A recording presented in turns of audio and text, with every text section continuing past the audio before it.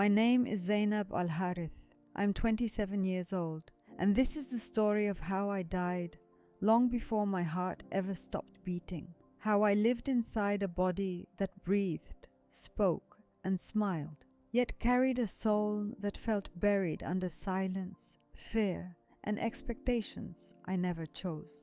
If you are listening to me right now, do not treat this like just another story, because somewhere in these words, there may be something you have felt but never dared to name. Something quiet and hidden. Something that wakes you up at night and leaves you staring into darkness, wondering why your life feels complete on the outside but empty within. And if even a small part of you recognizes that feeling, then do not walk away when this ends. Share this, like it, subscribe. Let it reach someone else who is still trapped in silence, the way I once was. I was born into privilege that most people would call a dream, into a Saudi royal household where every door opened at my presence, where servants moved before I spoke, where gold and marble defined the spaces I walked through, where my name carried weight before I even understood what it meant. But that life, as beautiful as it appeared, was a carefully constructed cage, one lined with luxury so that no one would notice the bars. From the time I was a child, I was taught that obedience was not just expected, it was survival, that honor was everything, and that dishonor was something worse than death. My mother would kneel in front of me when I was very young, adjusting my scarf with gentle but firm hands, her voice calm yet heavy with warning, as she said that a woman's strength is in her silence, her value in her obedience, it and her safety in her submission. I believed her because I had no reason not to, because in my world, questioning was not curiosity. It was rebellion. I remember sitting on the floor at 5 years old, repeating words in Arabic over and over again, my small voice trying to match the rhythm of my teacher, who never smiled, who never explained, who only corrected. Again, she would say, louder, clearer, without emotion, and I would obey, not because I understood, but because I feared what would happen if I did not. Fear became the language I learned before anything else. Fear of punishment, fear of disappointing my family, fear of being seen as weak, fear of thinking too deeply about things I was told were already decided. And yet, even as a child, there was something inside me that did not fully rest, something that felt unsettled, like a whisper I could not hear clearly, but could never silence. As I grew older, that whisper did not disappear. It only became easier to ignore because my life became busier, more structured, more controlled. By the time I reached my teenage years, I was no longer just a daughter. I was a symbol, a representation of my family's reputation, a reflection of discipline and perfection that could not afford cracks. Every movement was watched, every word measured, every expression interpreted. Even my thoughts began to feel like they were no longer mine, like they belonged to the expectations surrounding me. At night, when everything grew quiet and the palace settled into stillness, I would lie awake and stare at the ceiling, listening to the distant sounds of footsteps fading into silence. And that was when the questions came, were soft but persistent, like something knocking gently on a locked door. Why do I feel empty? I would think. Why does something feel missing when I have everything I am supposed to need? I tried to fix it the only way I knew how, by becoming more devoted, by praying longer, by memorizing more, by fasting with greater discipline, by doing everything that was expected of a faithful daughter. I thought that if I did enough, if I proved myself enough, then the emptiness would disappear and something would fill the space inside me. But it never did. Instead, the more I tried, the heavier I felt, as if I was carrying something invisible that no one else could see. I remember one evening sitting beside my father during prayer, watching him as he recited with strength and certainty, his voice steady and unwavering, and I studied his face, searching for something I could not explain, something that would show me what I was missing. When the prayer ended, I found myself speaking before I could stop myself, my voice barely above a whisper as I asked if he truly felt close to God. The room seemed to tighten around us in that moment, and his response was immediate and firm, not loud but final, as he told me that faith is not something to question, it is something to submit to. That was the moment I learned that my thoughts were not safe to share, that some questions were not meant to be spoken aloud. After that, I buried everything deeper, becoming quieter, more careful, more perfect in every visible way. To everyone around me, I was exactly what I was supposed to be: composed, obedient, disciplined. But inside, I felt like I was slowly disappearing, like I was becoming a version of myself that existed only to satisfy others, while the real me remained hidden and unheard. There were moments when the feeling almost broke through, small moments that lingered longer than they should have, like watching a servant cry quietly when she thought no one was looking, or seeing the sky beyond the palace walls and feeling something inside me stretched toward it in a way I could not explain. I did not have the language for what I was experiencing, but I knew it was real, and I knew it was not going away. That quiet unrest, that subtle dissatisfaction, that hidden longing, it stayed with me, growing slowly, patiently, waiting for the moment when it could no longer be ignored.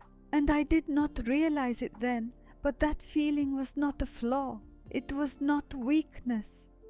It was the beginning of a journey that would take everything from me and yet give me something I never knew I needed. Something real, something alive, something that would one day answer every question I was too afraid to ask. But first, it would break me completely. The first crack in my faith did not come like a storm or a sudden rebellion. It came quietly, almost politely, like a thought that asked permission before entering my mind. And at first, I tried to ignore it because I had been trained to ignore anything that made me uncomfortable, anything that did not align perfectly with what I had been taught since childhood. It began with a question so small it almost felt harmless. Why does my faith feel like fear instead of peace? And the moment that question formed in my mind, I felt guilt wrap around it immediately, as if even thinking it was a betrayal. I pushed it away, whispering astaghfirullah under my breath, trying to erase it before it could take root. But it did not leave. It lingered, returning again and again in different forms, growing slightly stronger each time. I remember sitting in a private lesson with my religious tutor, a woman known for her strict discipline and sharp corrections. Her voice always steady, never warm, as she guided me through memorization and interpretation. That day, something inside me felt different, like the question I had been avoiding was pressing harder against the walls I had built around it. My heart was beating faster than usual, my palms slightly damp as I hesitated before speaking, knowing that once I said the words, I could not take them back. I asked her why God felt so distant, why everything we were taught focused on punishment and judgment, and whether love was supposed to feel like fear. The room became unbearably quiet, the kind of silence that carries weight, and she looked at me in a way I had never seen before, not confused, not thoughtful, but cautious, almost alarmed. Her response was brief and controlled. She told me that such thoughts were whispers of doubt, and doubt was dangerous. that my role was not to question but to submit, that understanding was not necessary for obedience. I nodded, pretending to accept her answer, but something inside me shifted in that moment, something subtle but irreversible. It was not just what she said, it was what she avoided, the way she redirected instead of explaining, the way she closed the door instead of opening it. That silence spoke louder than any answer she could have given. From that day, I began to notice things I had never paid attention to before. Small inconsistencies, unanswered questions, ideas that did not fully align, no matter how hard I tried to make them fit. I started comparing what I had memorized with what I was told to believe, reading the same lines over and over again, hoping clarity would come. But instead, I found confusion. There were moments when the words felt disconnected, when the explanations felt forced, when the answers seemed designed to end the conversation rather than deepen understanding. Each realization brought a new wave of guilt, as if I was doing something wrong simply by noticing, as if truth was something I was not allowed to seek on my own. At night, the questions returned stronger, louder, refusing to be silenced. I would lie awake, staring into darkness, replaying conversations in my mind, remembering the way my father dismissed my earlier question, the way my tutor avoided mine, and I began to understand something that frightened me deeply. The answers I was searching for were not going to be given to me, at least not in the way I had been taught to expect. Flashbacks from my childhood began to surface with new meaning. Moments I had long forgotten, now returning with clarity. I remembered a time when I was younger, asking a simple question during a lesson, only to be corrected sharply, my curiosity labeled as disrespect. I remembered the way the room felt when I was told to remain silent, the way my voice seemed to shrink inside me after that. At the time, I accepted it as discipline, but now I saw it differently. Not as guidance, but as control. The realization was unsettling because it forced me to confront something I had never considered before. What if I had been taught not to understand, but to obey without understanding? That thought alone felt dangerous, like standing at the edge of something I was not supposed to see. I tried to return to the version of myself that did not question, to the comfort of certainty, to the simplicity of obedience, but it no longer fit the same way. The more I tried to ignore what I was feeling, the more persistent it became, like a quiet voice that refused to be silenced. I found myself watching others more closely, listening more carefully, noticing the difference between what was said and what was felt. There was a tension in everything, a subtle pressure that I had never fully recognized before. And once I saw it, I could not unsee it. I began to feel like I was standing in two worlds at once. One where everything was defined and structured, and another where nothing felt certain anymore. The conflict between them grew stronger each day, pulling me in opposite directions, forcing me to confront questions I was not prepared to answer. I felt fear, not just of being wrong, but of what would happen if I continued down this path, because I knew that even thinking differently carried consequences in my world. Still, despite the fear, there was something else growing alongside it, something unexpected, something that felt almost like curiosity, like a small spark in the darkness. I did not understand it yet, but I knew it was there, and I knew it was changing me. The first crack in my faith was no longer something I could ignore or repair. It had opened a space that could not be closed, and through that space, something new was beginning to enter. Something unfamiliar, something that would soon challenge everything I thought I knew, and lead me toward a truth I never imagined I would find. It began with a name I was never supposed to be curious about, a name that existed in my world only as a reference, never as a relationship, never as something personal or alive. And yet, the first time I truly heard it spoken, something inside me paused in a way I could not explain. Isa. I had heard it before in lessons, in passing, as part of something structured and distant. But this time it sounded different, softer, almost peaceful. The moment is still clear in my mind, like a quiet scene that refused to fade. I was walking through one of the back corridors of the palace, a place where the polished perfection of the front halls gave way to something more ordinary, where the servants moved more freely, where voices were less controlled. That was where I heard her, one of the houseworkers, speaking under her breath, while she cleaned, her voice barely audible, yet filled with something I had never heard in prayer before. It was not fear, not urgency, not obligation. It was calm. I slowed my steps without thinking, drawn to the sound, even though I knew I should keep walking, even though I knew that listening too closely to anything outside what I had been taught was not wise. But something held me there, just long enough to catch a single sentence that would stay with me far longer than it should have. She whispered about Jesus, about love, about forgiveness, about being seen. The words felt unfamiliar and yet strangely comforting, like hearing a melody you have never known but somehow recognize. I walked away quickly, my heart beating faster, my mind already trying to push the moment aside, reminding myself that this was not something I should dwell on.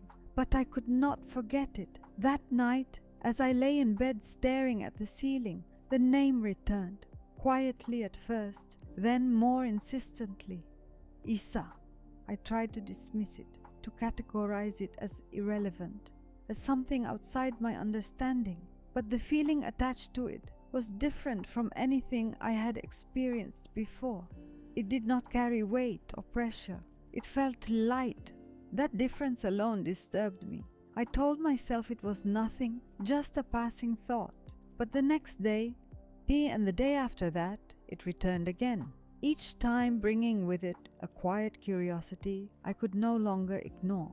I began to notice how often the name appeared in my memory, how it lingered longer than other thoughts, how it seemed to invite something rather than demand it. Eventually, curiosity overcame fear, not completely, but enough to push me to take a step I knew could change everything. Late one night, when the palace was silent and I was certain no one would disturb me, I took my phone and searched for something I had never allowed myself to explore before. I hesitated before typing, my fingers hovering over the screen, as if the act itself carried weight, as if crossing this line would mark something permanent. Then I did it.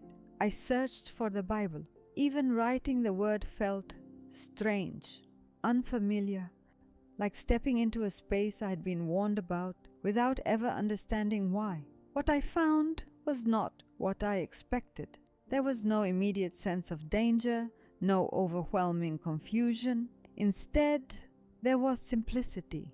I downloaded an app, my heart racing the entire time, half expecting something to stop me, to interrupt, to remind me that I should not be doing this.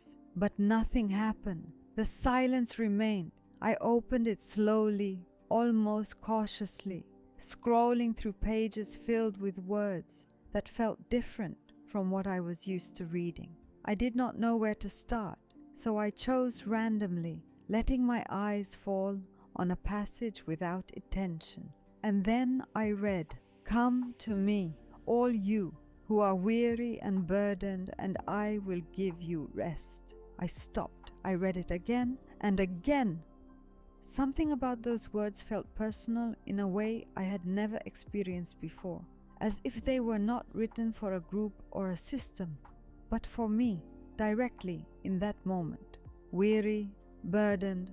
I did not realize how much those words described me until I saw them reflected back. And rest. That was something I had never truly felt. As I continued reading, I noticed something else, something that unsettled me even more than the curiosity itself. I felt seen, not judged, not corrected, not pressured, seen. The more I read about Jesus, about his compassion, about the way he spoke to people, about the way he forgave, the more something inside me began to shift. It was subtle at first, like a quiet warmth spreading slowly, replacing the tension I had carried for so long. But with that warmth came fear, a different kind of fear, not of punishment, but of what this could mean for my life if it was true. Because if this was true, if what I was reading was real, then everything I had been taught would have to be questioned, and that was not something my world would allow.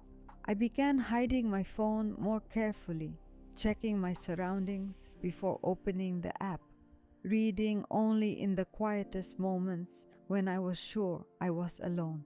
Each time I returned to it, the feeling grew stronger, the sense that I was discovering something I was never meant to find, something that could not be easily forgotten once seen.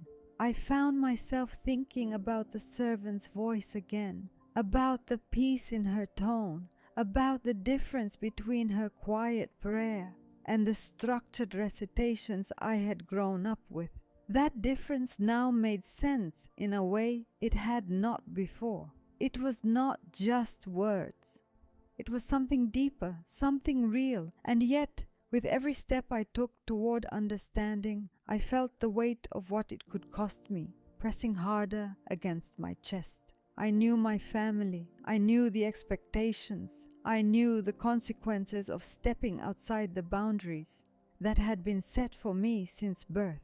This was not just curiosity anymore. It was a path, one that led somewhere I could not yet see clearly, but one that I felt drawn to, despite the fear. I told myself I could stop at any time, that I could close the app, forget what I had read, return to the life I knew, but something inside me refused to let go. It was as if a door had been opened, and no matter how much I tried to close it, light continued to slip through the cracks.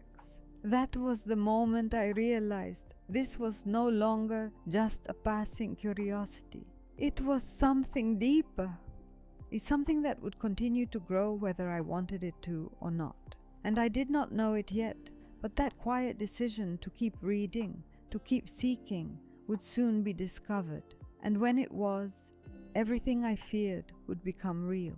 I should have known it would not stay hidden forever, because secrets in a house built on control do not remain secrets for long. They become whispers, and whispers always find their way to the wrong ears. At first, it was just a feeling, a subtle shift in the way people looked at me, a pause that lasted slightly longer than usual, a silence that carried suspicion instead of respect. I noticed it in the way one of the servants avoided my gaze, in the way another lingered too close to my door when I was inside, as if listening for something she could not quite hear. I told myself I was imagining it, that my fear was creating patterns that were not real, but deep down I knew something had changed. The moment it happened was not dramatic, not loud, not immediate. It was quiet, controlled, almost calculated. I was in my room late at night, the same place where I had begun reading in secret, the same place where I thought I was safe, holding my phone in my hand as the words on the screen pulled me deeper into something I could no longer deny. I remember reading slowly, carefully, letting each sentence settle in my mind, when suddenly the door opened without warning. The sound alone made my heart stop. I looked up instantly, my body freezing as two guards stepped inside, followed by my older brother. His expression was not angry at first. It was worse. It was cold, distant, as if he was looking at someone he no longer recognized. "Give me your phone," he said, his voice calm but absolute. For a moment I could not move. My fingers tightened around the device as if holding onto it could somehow protect what it contained, but I knew resistance was not an option. Slowly, I handed it over, my hands trembling just enough for him to notice. He took it without another word, his eyes scanning the screen, and I watched as his expression shifted, the coldness giving way to something sharper, something filled with accusation. The silence that followed felt suffocating. "What is this?"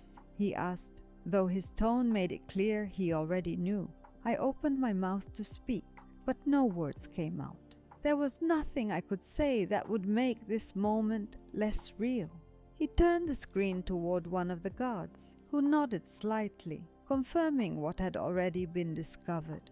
Within minutes, everything escalated. My phone was taken, my room searched, drawers opened, personal belongings examined as if I had committed a crime.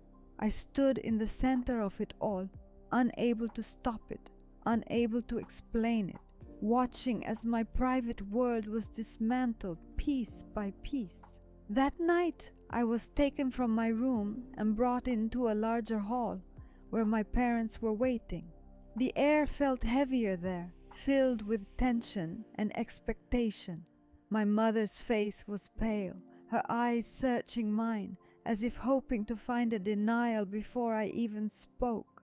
My father stood still, his posture rigid, his presence commanding silence without a single word. "Is it true?" he asked finally, his voice controlled, but carrying a weight that pressed down on me instantly. I hesitated, my mind racing, searching for a way out, a way to undo what had already been exposed. But the truth was already in their hands. There was no escape.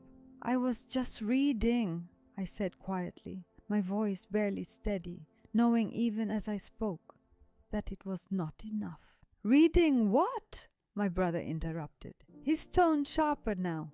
I lowered my gaze, unable to meet their eyes. "About Isa," I said, the word leaving my mouth more softly than I intended, yet echoing in the room as if it had been shouted. The reaction was immediate. My mother gasped, her hand covering her mouth, while my father's expression hardened in a way I had never seen before.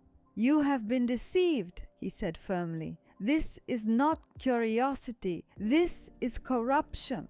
His words cut deeper than I expected, not because they were loud, but because they were final, as if a judgment had already been made. An imam was called that same night, his presence adding another layer of authority to the situation. He spoke to me, not as a person, but as a problem that needed to be corrected. His voice steady, his words filled with certainty, as he explained that what I had encountered was not truth, but a test, a deception meant to lead me away from the path I was born into. I listened, but something inside me resisted in a way it had never done before. It was not defiance, not yet, but it was no longer blind acceptance. I knew what I had felt when I read those words. I knew the difference between fear and peace, and no matter how they tried to redefine it, I could not forget that feeling. Still, I said nothing.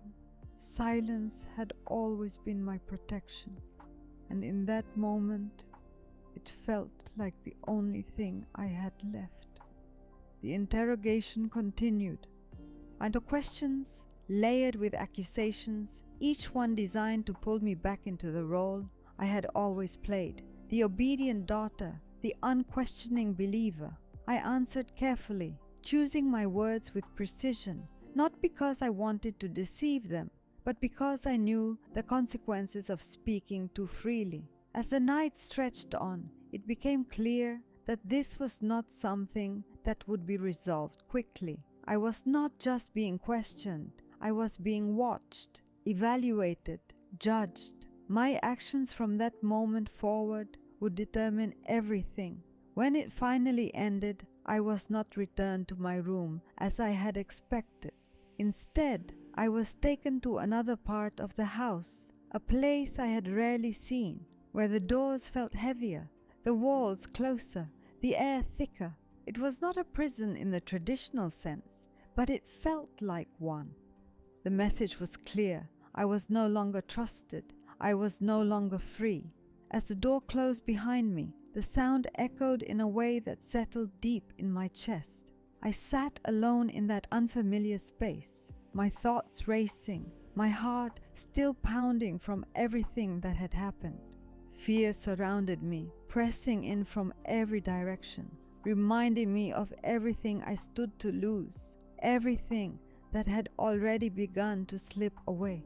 But beneath that fear, there was something else, something quieter, but stronger than before. I had encountered something real, something that could not be easily dismissed, and no matter how much they tried to convince me otherwise, I could not unfeel it.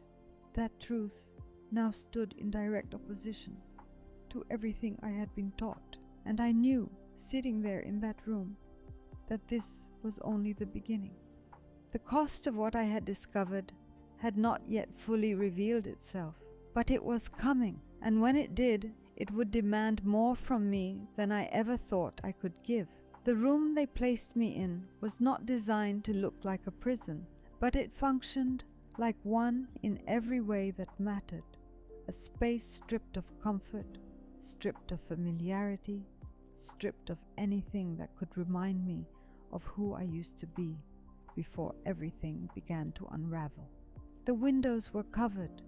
The door remained locked from the outside, and time itself seemed to lose meaning as the hours blended into one another without distinction.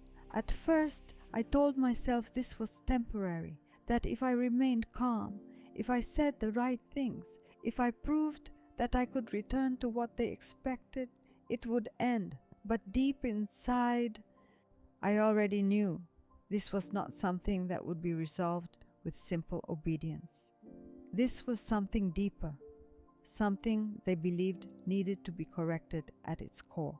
The first day passed with silence, a heavy, suffocating silence that pressed against my ears until even my own breathing sounded too loud. No one spoke to me. No one explained anything, and that absence of communication felt intentional, as if they wanted me to sit with my thoughts until I began to question myself. Hunger came slowly at first, a dull ache that I tried to ignore, but by the second day it grew sharper, more persistent, reminding me that even my basic needs were now controlled by others. When they finally brought food, it was minimal, just enough to keep me from collapsing, but not enough to give me strength. It was a message without words. I was not in control anymore. The interrogations began again, but this time they were different, more intense, more focused. The Imam returned, his presence now accompanied by others, men whose expressions remained unreadable as they listened, observed, and occasionally spoke in low voices among themselves. They asked the same questions repeatedly, but each time with slight variations, testing my responses, searching for inconsistencies, looking for signs that I was either lying or breaking. What did you read? Why did you read it? Who influenced you? I answered carefully, choosing honesty where I could and silence where I had to, but it was never enough. They were not looking for understanding. They were looking for surrender. When my answers did not satisfy them, the tone shifted. What began as questioning turned into correction, when then correction quickly became punishment. At first, it was verbal, harsh words meant to dismantle any confidence I had left, accusations that I had been deceived, that I was weak, that I was bringing shame upon my family and everything they had built. Each word was designed to isolate me further, to make me feel alone, to make me doubt not just what I believed, but who I was. I tried to hold on to the small sense of clarity I had found, the quiet peace I had felt when reading those words in secret. But it began to feel distant, like something from another life. The physical pain came later, not immediately, but gradually, as if they were testing how far they needed to go. The first time it happened, I was caught off guard, my body reacting before my mind could process it. I remember the shock more than the pain, the realization that this was no longer just about control. It was about breaking me completely. Each time it happened, it became easier for them and harder for me. My body weakened, my strength faded, and the line between endurance and surrender began to blur. They forced me to recite verses, to repeat words I had known since childhood. Words that once felt familiar, but now felt empty, disconnected from everything I was experiencing. I spoke them because I had to, because resistance only brought more pain, but inside something had changed. The words no longer carried the same meaning, and that realization frightened me more than anything else. Days passed, though I could no longer count them accurately, and the isolation began to take its toll in ways I had not anticipated. Without time, without connection, and without anything to anchor me, my thoughts became louder, more chaotic, pulling me in different directions. There were moments when I questioned everything, when I wondered if they were right, if I had been deceived, if the peace I felt had been an illusion. Those moments were the hardest because they attacked the only thing I had left, my sense of truth. But even in those moments, something remained, something small but persistent, like a light that refused to go out no matter how much darkness surrounded it. I began to whisper at night, not loudly, not clearly, but enough for the words to exist outside my thoughts. I did not know how to pray in the way I had read. I did not know what to say or how to say it, but I found myself repeating a name I barely understood. Jesus. At first, it felt strange, unfamiliar on my tongue, but also different. There was no fear attached to it, no pressure, no sense of obligation. Just a quiet reaching, a small act of hope in a place where hope felt impossible. Each time I whispered it, something inside me settled, even if only for a moment. The pain did not stop, the situation did not change, but there was a shift, subtle but real, as if I was no longer completely alone in that room. My body continued to weaken, my strength fading with each passing day. And there were moments when I felt like I was reaching the edge of what I could endure. My thoughts slowed, my movements became heavier, and even breathing began to feel like an effort. I remember lying on the cold floor, my vision slightly blurred, my mind drifting between awareness and something else I could not fully describe. That was when the fear changed. It was no longer about what they would do to me. It was about whether I would survive it. And in that moment, when everything felt like it was slipping away, when my strength was almost gone, when my body felt like it could not continue, I whispered that name again, not out of curiosity this time, but out of desperation. Jesus. It was not a long prayer, not a structured plea, just a single word carried by the last of my strength. And as it left my lips, something shifted in a way I could not explain. Something that did not come from the room, not from the people around me, but from somewhere beyond everything I could see. I did not understand it yet, but I felt it, a presence, faint at first, but growing. And in that moment, I knew something was about to happen. Something that would change everything I thought I knew about life, about death, and about the truth I had been searching for. I do not know how long I lay there on that cold floor, because time had already lost its meaning to me. But I remember the exact moment everything changed. The moment when the silence in that room became something else. Something alive. Something that could not be explained by anything I had ever known before. At first, it was subtle, almost unnoticeable, like the air itself had shifted, becoming heavier. It somehow filled with a strange kind of peace that did not belong in a place like that. My body was weak, my vision fading at the edges, my breathing shallow and uneven. And I remember thinking that this must be what it feels like when life begins to slip away. There was no strength left in me to fight, no energy to resist, only a quiet surrender to whatever was coming next.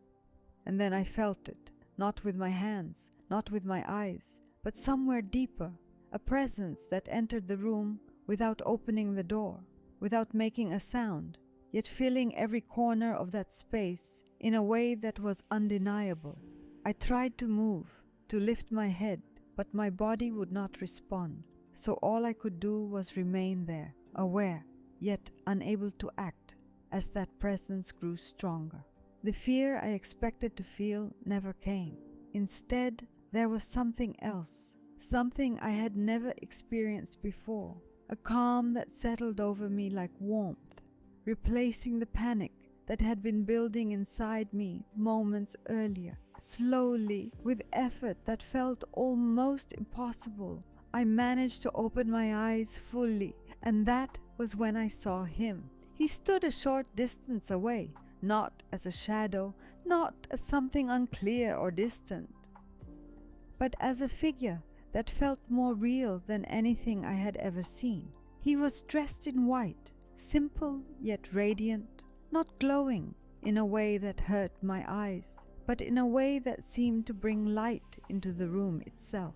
His presence did not demand attention. It drew it naturally, effortlessly, as if everything around him recognized something I was only beginning to understand. I should have been afraid.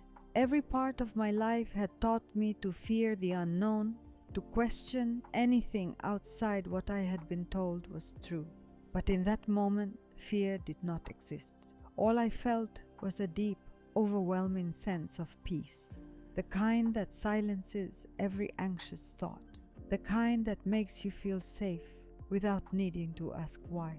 His eyes met mine, and there was something in them that I cannot fully describe, something that went beyond words and beyond understanding, something that saw me completely, every fear, every doubt, every moment of pain I had endured, and yet held no judgment, no condemnation, only compassion.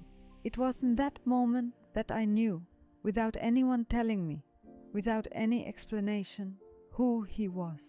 Jesus. The name formed in my mind before I could speak it, and as it did, something inside me responded, like a truth I had always known, but had never allowed myself to see. He did not speak with his mouth, yet I understood him clearly, as if his words were being placed directly into my heart. You are not alone.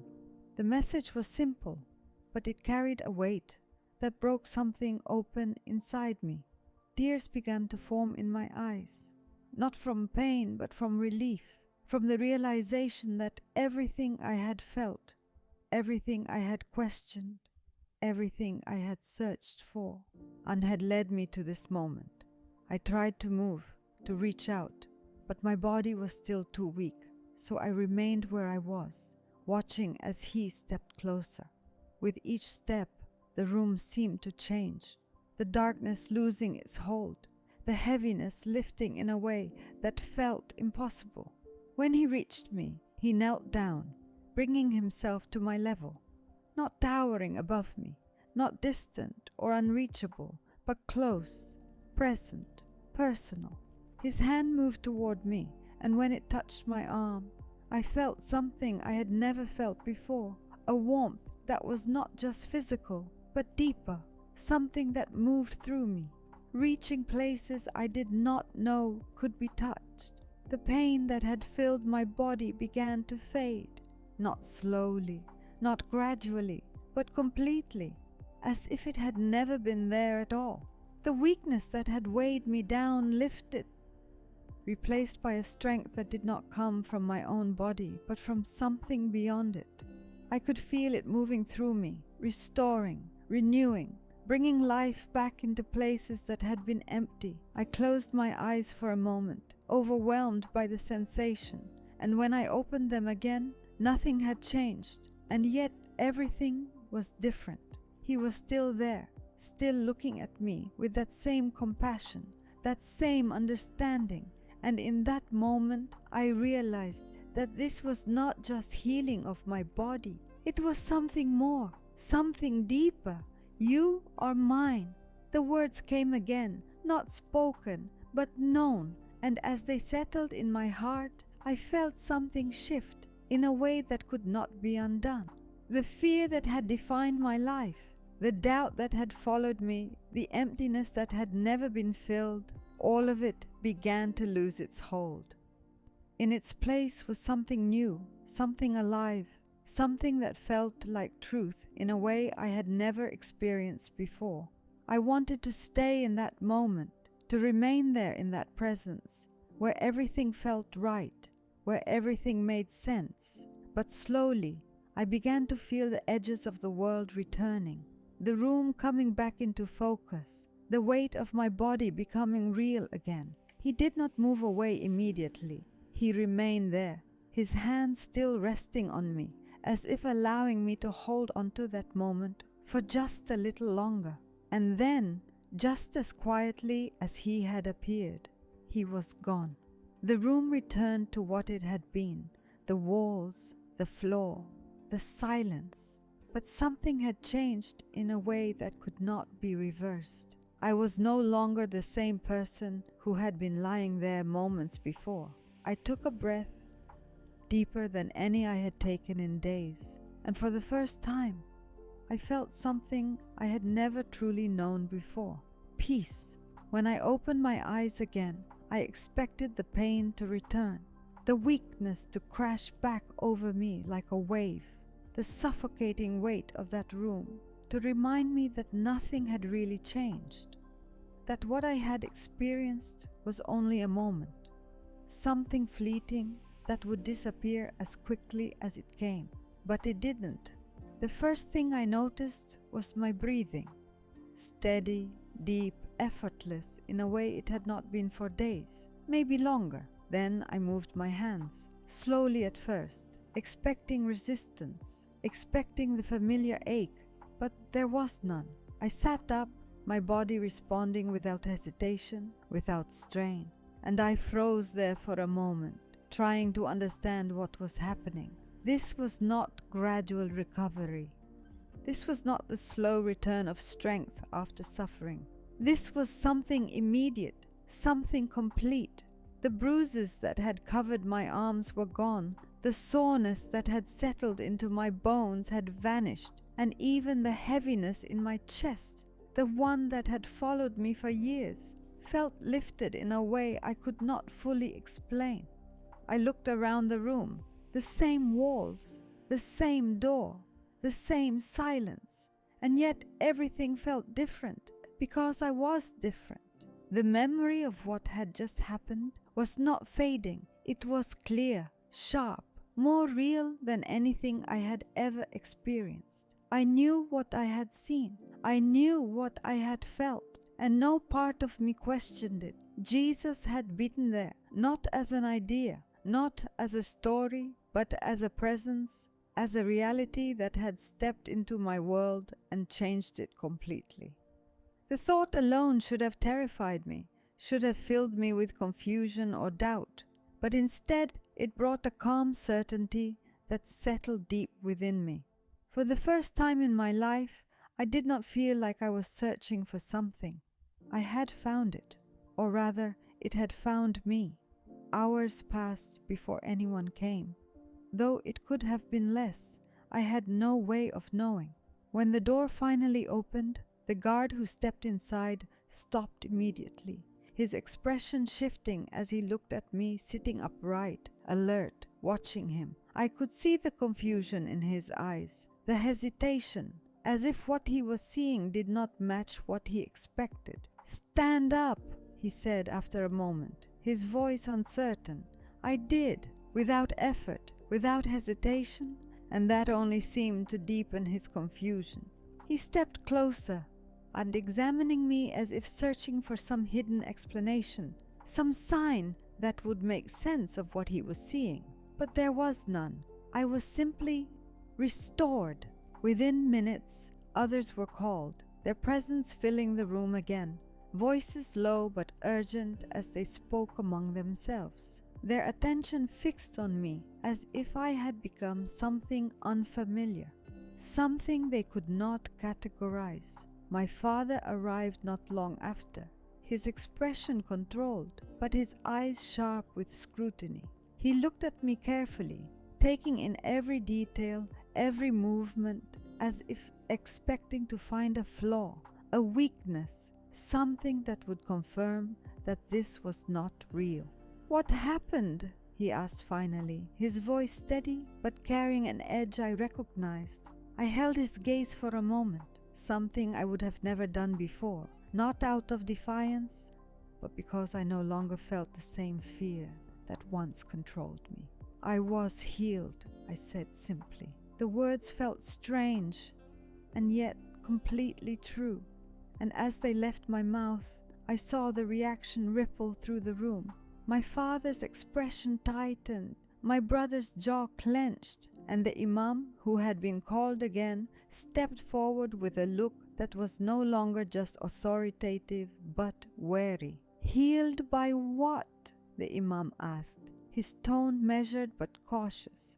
I hesitated for only a second, not because I was unsure, but because I knew what the answer would mean. "By Jesus," I said. The silence that followed was heavier than anything I had felt before, not because it was empty, but because it was filled with tension, disbelief, and something close to anger. The imam's expression hardened immediately, in his posture straightening as if preparing for confrontation. "You are mistaken," he said firmly. "What you experienced was not what you think. You are confused." But I wasn't, and for the first time in my life, I knew that with complete certainty. "I'm not confused," I replied quietly, my voice calm in a way I did not recognize as my own. That was when everything shifted again, not physically this time, but in the way they looked at me, in the way the room felt, in the way I understood that the person they had known, the version of me they could control, was no longer there. From that moment on, I was watched constantly. Every movement, every word, every expression was observed, analyzed, questioned. They spoke to me more often now, but not with understanding, not with curiosity, but with urgency, as if they were trying to pull me back before it was too late. They brought scriptures, explanations, arguments, all designed to reshape my thinking, to re-establish the structure I had grown up with. But something had changed too deeply for that to work. Fear no longer had the same hold on me. The threats, the warnings, the pressure that once would have broken me now felt distant, like echoes of something that had already lost its power. I began to pray in secret, not the way I had been taught, not with memorized words or structured repetition, but simply, honestly, speaking to Jesus as if he was there, because I knew he was. I did not need permission, I did not need approval, I did not need to prove anything. I just spoke, and in those moments I felt the same peace I had felt when he first appeared, quiet but steady, in grounding me in a way nothing else ever had. The more I held on to that, the clearer everything became. I saw my life differently, my past differently, the fear that had shaped me now visible for what it was. And with that clarity came a realization I could not avoid. I could not go back, not to the silence, not to the emptiness, not to the version of myself that lived in fear and obedience without understanding. But I also knew what that meant. Choosing this path, choosing him, would not be without cost. The tension in the house was growing, the patience of those around me wearing thin, their efforts becoming more forceful, more direct. They were not going to accept this quietly, and soon I would have to decide, not just in my heart, but out loud, in a way that could not be taken back, in whether I was willing to stand in that truth no matter what it would cost me. The moment I had been quietly avoiding finally arrived, not as a single dramatic event, but as a pressure that had been building for days, maybe longer, until it could no longer be contained. I could feel it in the way the house had changed, in the way conversations stopped when I entered a room, in the way my father's patience had worn thin, replaced by something more rigid, more final. They had given me time, not out of understanding, but out of strategy, believing that isolation, pressure, and repeated correction would bring me back to what they considered truth. But instead of returning, I had only grown more certain, more anchored in something they could not see or control. And they knew it. That was why I was called into the main hall that evening, the same place where I had first been confronted. But this time the atmosphere was different. There was no uncertainty, no hesitation. This was a decision. My father stood at the center, my mother seated nearby with a look of quiet distress, my brother beside him, and the Imam once again present, his expression firm, prepared. I felt my heart beating faster as I stepped forward, not from fear, the way I would have felt before, but from the weight of what I knew was about to happen. This was no longer about questioning or correction. This was about choosing. "Zainab," my father began, his voice steady, controlled, the authority in it unmistakable. "We have been patient with you. We have given you time to reflect, to correct your thinking, to return to the path you were raised on." He paused, his eyes fixed on mine, searching for any sign of hesitation. "Now you will answer clearly." The room felt still, every presence focused on me, waiting. "Do you renounce what you have been saying?" he asked.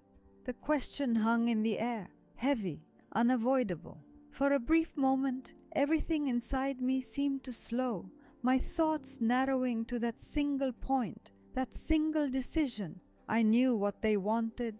I knew what the easier answer was.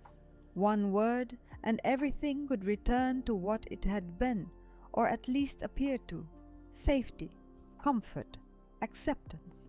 But I also knew that it would not be real, that it would be a return to the emptiness I had lived with for so long, the silence that had nearly consumed me. And then, just as quickly, another memory surfaced, clear and undeniable. The room, the light, his presence, the way everything changed in a moment. I could never forget. "You are mine."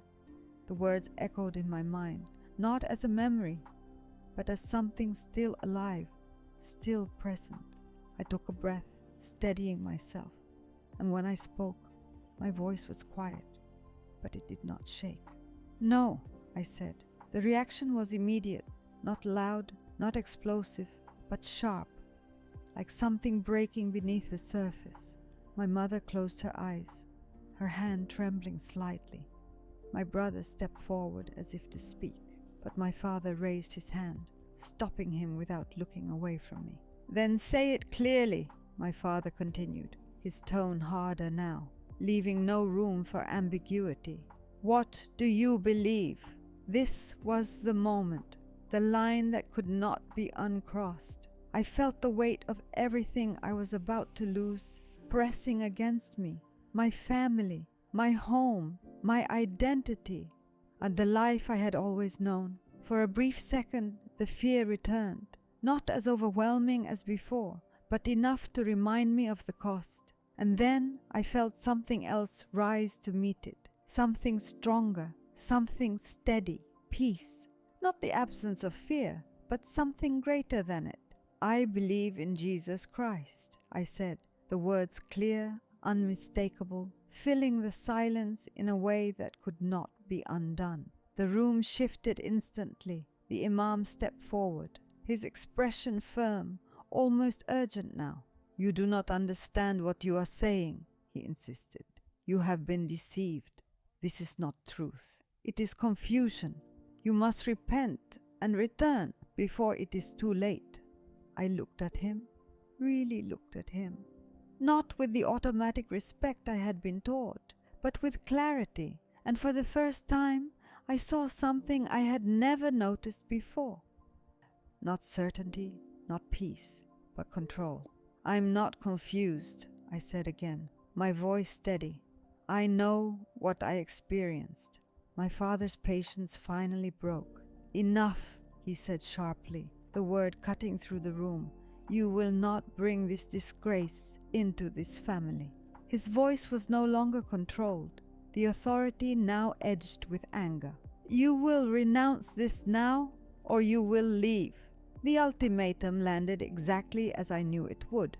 There it was, the cost, spoken plainly, without disguise. Renounce or lose everything.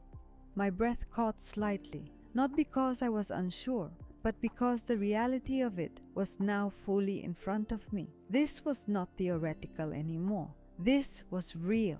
I looked at my mother, her eyes filled with pain, at my brother, his expression tight with anger and disbelief, at my father, standing firm, unyielding. And this was my family. This was my life. And I was about to walk away from it. The silence stretched, waiting for my answer, giving me one last chance to step back, to choose the path of safety. But I already knew my answer. "Then I will leave," I said quietly. The words felt heavy, but also strangely freeing, like something that had been locked inside me was finally released. My mother's composure broke, tears slipping down her face as she turned away, unable to look at me. My brother's anger flared, his voice rising as he spoke, but I barely heard the words. My father remained still, his expression hard, final. "From this moment," he said, "you are no longer part of this family." The sentence settled over me like a closing door, final and irreversible. I stood there for a moment longer, letting it sink in, letting the reality of what I had chosen take shape.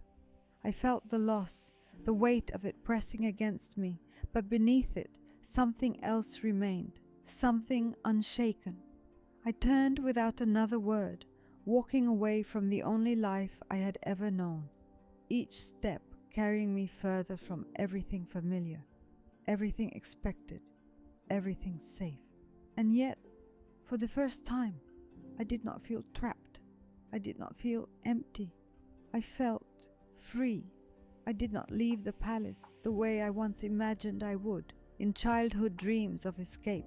There was no dramatic flight under moonlight, no clear path waiting for me, no sense of certainty about what came next. Instead, there was only silence, confusion, and the heavy reality that I was no longer protected by anything I had once called home.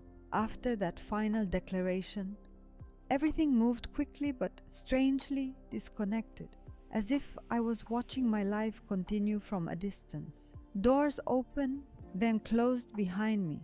Voices spoke, but I barely registered their words. What I remember most clearly is the absence of belonging, the feeling of standing in a space where I no longer had permission to remain, yet no place to go forward into. For a short time, I stayed under supervision, not fully free, not fully held, existing in a kind of in-between state where I was watched but no longer claimed. It was during those days that I began to understand the real cost of what I had chosen. Not just emotional pain, but isolation, uncertainty, and the stripping away of identity as I had known it. The name I was born with still existed, but it no longer carried the same weight in the world I had left behind. I was no longer princess in their eyes. I was something else now, something unacceptable, something lost. And yet, in that emptiness, something unexpected began to form. Not clarity at first, not peace, but direction. A quiet awareness that I was not completely alone, even when I physically was. I cannot explain it in simple terms, but there were moments during those early days when I would sit in silence and feel a strange steadiness in my thoughts, as if I was being held together by something I could not see. It did not remove my fear, but it stopped it from consuming me completely. I eventually left with the help of people I had never known before, individuals who moved carefully, quietly, without drawing attention. I did not understand their full network or how they operated, only that they believed I needed a way out, and they provided it without asking for anything in return. The journey was not peaceful. Every sound felt amplified, every unfamiliar face carried uncertainty, and every moment outside felt like exposure. I remember looking out through a window at one point, watching the world move freely, while I still felt trapped inside my own thoughts, unsure if I was safe, unsure if I had made a mistake too large to undo. When I finally reached a place of refuge, it did not feel like arrival. It felt like pause, a temporary silence after chaos, not yet healing, not yet belonging. I spent many hours alone, trying to understand what my life had become.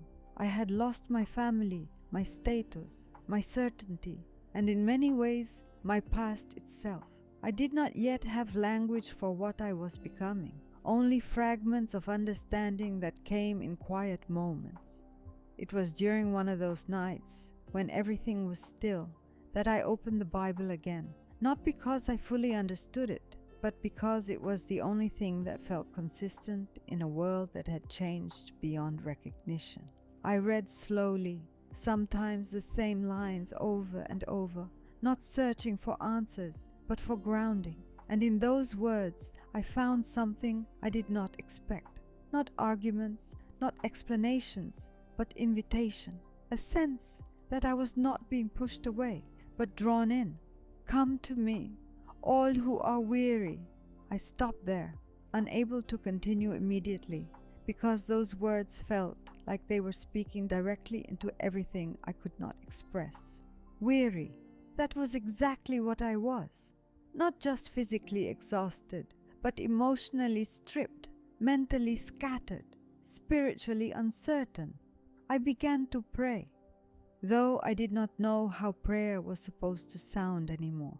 There were no memorized phrases, no structured form, only honesty. Sometimes I did not even speak out loud. I just sat in silence and allowed my thoughts to exist in front of God, unsure if I was doing it correctly, unsure if I was even heard, but something within those moments felt real. Not dramatic, not emotional manipulation, but quiet stability, like standing on ground that did not shift beneath me. Over time, I began connecting with an online church, cautiously at first, listening more than participating. I was afraid of being recognized, afraid of being judged, afraid even of hope itself, because hope had become dangerous in my world. But instead of pressure, I found patience. Instead of control, I found encouragement. It did not erase my trauma, but it gave me space to breathe inside it. Still, even as I began to adjust to this new reality, I knew something inside me was not finished. There were still wounds that had not been addressed, still memories that returned without warning, still moments when the past felt closer than the present. And there was still one final confrontation I knew I could not avoid forever. the reality that the people I had left behind were not gone from my story, even if I was no longer part of theirs. One day I received a message that changed everything again. Not a threat, not a demand, but a name I recognized instantly. A family member, someone who had once stood on the other side of my decision. The message was simple, asking to meet without explanation. I stared at it for a long time, my hands still. My mind flooded with emotions I thought I had already processed. Fear returned, but not as strongly as before. This time it was mixed with something else. Not curiosity exactly, not anger, but closure. I did not reply immediately. I sat with it, prayed quietly, and for the first time I did not feel like I was being pulled backward. I felt like I was being prepared for something I did not yet fully understand. And I knew that whatever came next would not change what had already been done inside me, but it would test whether I truly believed I could face the past without being destroyed by it. I agreed to meet them, but not because I felt strong and not because I felt ready. I agreed because I knew that avoiding the past forever was not the same as being healed from it. The location was chosen carefully. A quiet, neutral place far from the palace, far from the weight of everything I had once known. And yet, as I approached it, I could feel memories rising in me, like they had been waiting for this exact moment to return. My hands were cold, my breathing uneven, but something deeper inside me remained steady in a way I did not fully understand. I kept asking myself if I was making a mistake, if I should have stayed away, if I was about to undo everything I had fought to survive. But then I remembered something that had carried me through every breaking point since that night in the dark room. I was not alone. When I arrived, I saw him immediately, my older brother. He looked different than I remembered, not physically, but in presence, like time had worn down the sharp edges I once feared. For a moment, neither of us moved. There was too much history between us, too much silence built over pain, for anything immediate to feel natural. Then he spoke my name, softly, almost carefully, like he was testing whether I would respond. I did not answer right away. I studied him, not as the version of him I carried in memory, but as the person standing in front of me now. "You look different," he said finally. I almost smiled, not because it was funny, but because it was the simplest truth that could be spoken in a moment like this. "So do you," I replied. Silence followed again, but it was different this time, less hostile, more uncertain. He looked down for a moment, then back at me, as if searching for the right way to begin something that had no clear beginning. "I don't understand what happened to you," he said. "I don't understand how you changed so much." I felt my heart tighten, not from fear, but from the weight of everything that question carried. Because how do you explain something like this in words that were never designed for it? How do you describe a moment where everything you believe to be absolute begins to collapse, and something else steps into its place? I took a slow breath. "I didn't just change," I said quietly. "I met someone." His expression shifted slightly, confusion rising. "Who?" he asked, and for the first time, saying it out loud felt natural. Not forced, not rehearsed, but true, in a way that went deeper than memory. "Jesus," I said. The name did not create the reaction I once feared. There was no explosion of anger, no immediate rejection. Instead, there was silence again. But this time, it was different. He looked away, then back at me, as if trying to reconcile what he had heard with what he believed possible. "You still believe that," he said, not as a question, but as a statement filled with disbelief and concern. I nodded. "More than I've ever believed anything in my life." That was the truth. Not because it was easy, not because it was accepted, but because it had become the only thing that remained steady when everything else was taken away. I began to speak slowly, carefully, not to convince him, but simply to share what had happened. The breaking, the silence, the room, the presence I could not deny, the peace that had entered my life in the place where fear used to live. As I spoke, I watched his face change, not dramatically, but subtly, like something inside him was being forced to listen even while resisting. He did not interrupt, he did not argue, he just listened. When I finished, there was a long pause between us, the kind of pause that carries years inside it. "So what now?" he finally asked. I looked at him, and for the first time since everything began, I felt no confusion about the answer. "Now I live," I said, "not as who they wanted me to be, not as who I was afraid to become, but as who I am now." There was no dramatic ending to that moment, no resolution that fixed everything between us instantly. He did not suddenly agree. He did not suddenly understand. But something had shifted, not in him fully, but in the space between us. Before I left, I said something I never thought I would be able to say without anger or pain attached to it. "I forgive you," I said quietly. He looked up immediately, as if those words had landed somewhere deeper than expected. I did not wait for a response. I simply turned and walked away, not because everything was healed, but because I was no longer bound to the weight of waiting for it to be. As I stepped into the light outside, I felt something I had not felt in a long time.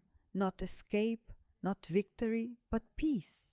Not because my story was easy, but because it had been transformed. I was once defined by fear, shaped by silence, broken by control. But I was not left there. In the darkest place I ever reached, I called a name I barely understood, and that name became the turning point of everything. Jesus did not just change my circumstances, he changed me from within. And if you are hearing this and carrying your own questions, your own fear, your own emptiness, I'm not speaking to you as someone above you, but as someone who was once exactly where you are now. I was lost and I was found. I was broken and I was restored. I was dead inside and I was made alive. And today, I'm not surviving anymore. I'm living.